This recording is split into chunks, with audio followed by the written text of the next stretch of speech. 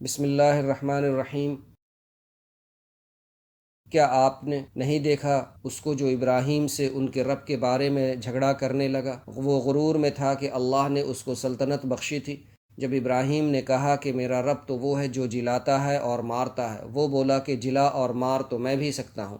ابراہیم نے کہا میرا اللہ تو مشرق سے سورج کو نکالتا ہے، تو اس کو مغرب سے نکال دے۔ کافر لاجواب اور حیران رہ گیا، اور اللہ ظالموں کو ہدایت نہیں دیا کرتا۔ اسی طرح اس شخص کو نہیں دیکھا جو گزرا ایک گاؤں پر اس حالت میں کہ اس کے مکانات چھتوں پر گر گئے تھے، تو اس نے کہا اللہ اس کے باشندوں کو مرنے کے بعد کیوں کر زندہ کرے گا؟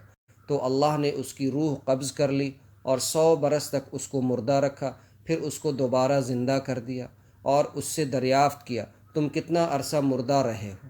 اس نے کہا شاید 1 دن یا اس سے بھی کم۔ اللہ نے کہا نہیں، تم 100 برس مردہ پڑے رہے ہو۔ اپنے کھانے پینے کی چیزوں کو دیکھو، مطلق نہیں سڑے۔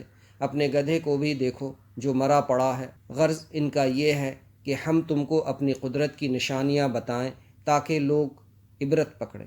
اور گدھے کی ہڈیوں کی طرف دیکھو کیسے پیدا کرتے ہیں اور گوشت پوست ان پر چڑھا دیتے ہیں۔ پھر جب مشاہدے ہوئے اور اس پر ظاہر ہوئے تو بول اٹھا کہ میں یقین کرتا ہوں کہ واقعی اللہ ہر چیز پر قدرت کاملہ کا مالک ہے۔